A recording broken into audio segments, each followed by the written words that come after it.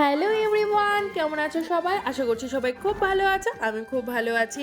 তো সামনে যেহেতু নববর্ষ, তো নববর্ষে কেনাকাটা করব না তাকে আর চলে।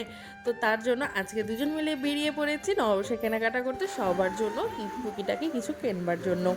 তোমরা কারা কারা নববর্ষে অলরেডি কেনাকাটা করে নিয়েছো সেটা অবশ্যই আমাকে কমেন্টে জানিও। আমার সেরকম কোনো কিছু কেনা নেই, আমার অলরেডি হয়ে গেছে। তো তবুও দেখা যাক, বাড়ির সবার জন্য তো নিতে হবে, তো তার জন্যই চলে এসেছি। তো স্টোরে চলে এসেছি, এবারে আমাদের নববর্ষের শপিং এই দোকান থেকেই করব। এখানকার কালেকশন বেশ ভালো, বাট এখান থেকে কখনো শাড়ি এসব নেওয়া হয়নি। বরের টি শার্ট নিয়েছিল, বেশ কালেকশন ভালো। তো ফার্স্টে এখানে শাড়ি দেখাচ্ছিলো, এই যে ইন্ডিগোটা নেওয়া হয়েছে মামনের জন্য, নিচে যে স্কাই ব্লু কালারের সেই শাড়িটা নেওয়া হয়েছে আমাদের বাড়ির মাসের জন্য। তারপর সেখান থেকে চলে গেলাম ছেলেদের কাউন্টারে, এখান থেকে বাবার জন্য ফতুয়া নেওয়ার ছিল, এই যে মেরুন কালারের ফতুয়াটা বাবার জন্য নিয়েছে, ভীষণই ভালো লাগছিল। তারপর এখানে আমি প্রচুর বাটিকের এরকম থান কাপড় ছিল, যেটা দিয়ে তুমি ব্লাউজ কুর্তি সব কিছুই বানাতে পারবে। কাপড়গুলো বেশ সফট ছিল আর প্রাইসও বেশ রিজনেবল, অনলি 120 টাকা করে তোমার স্টার্টিং প্রাইস সম্ভবত দেখলাম, তার থেকে কমও ছিল কিনা জানি না। তো তারপরে সেখান থেকে চলে এলাম ছেলেদের কাউন্টার, সেখান থেকে আমার বর এই টি শার্টটা মা এবার ওকে পুজোতে বলছে কেন, পয়লা পোশাকের জন্য মা গিফট করেছে, আমাকে টাকা দিয়েছিল, তো সেখান থেকে নিয়ে নেওয়া হয়েছে ওর জন্য মনি কালো টি শার্ট। তারপর থেকে এখানে চলে এলাম মেয়েদের কাউন্টারে, এখান থেকে ভাগ্নের জন্য তো কিছু নেওয়া হলো না, তো ননদের জন্য নেওয়া হয়েছে। আর এখানে এই রাস্ট কালারের শাড়িটা মার জন্য নিয়ে নিয়েছি, তো আমার জন্য একটা শাড়ি নিয়েছি। আর এই যে ব্ল্যাক কালারের যে টি শার্টটা দেখলে সেটা বর নিয়েছে।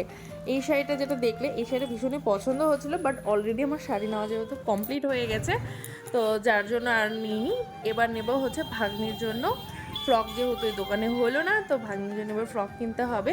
বাট দেখো রাস্তায় এতটা ভিড়, স্কুটি নিয়ে চলছেই না এরকম অবস্থা, দুই পাশে প্রচুর ভিড় ছিল। আর স্টলও বসেছে প্রচুর সেলের। তোমরা কারা কারা সেলের জিনিস পারচেস করেছো বা কী কী কেনাকাটা করো সেটা অবশ্যই বলো। আমার তো সেলের জিনিস দেখতে বেশ ভালো লাগে। আর তোমরা কারা কারা কোথা থেকে আমার ভিডিওগুলো দেখছো সেটা অবশ্যই কমেন্টে জানাতে ভুলো না। আর পয়লা বৈশাখে কার কটা করে জামা কাপড় হয়েছে, পয়লা বৈশাখে তোমরা কোথায় ঘুরতে যাচ্ছ, তোমাদের কি প্ল্যান সেটা অবশ্যই আমাদের সঙ্গে শেয়ার করো। তো দেখো চারিদিকে যে গলিতে যে রাস্তাতেই যাচ্ছে শুধু সেল আর সেল। তো ফার্স্টে একটা দোকানে যাওয়া হলো, সেখান থেকে ভাগ্নের জন্য পছন্দ হয়নি ফ্রক, তো তারপর আর একটা কাউন্টারে চলে গেছে অন্য দোকানে, সেখান থেকে এই পার্পল কালারের ফ্রকটা নেওয়া হয়েছে, ভারী মিষ্টি দেখতে ফ্রকটা। তো ভাগ্নি পরলে অবশ্যই তোমাদেরকে দেখাবো।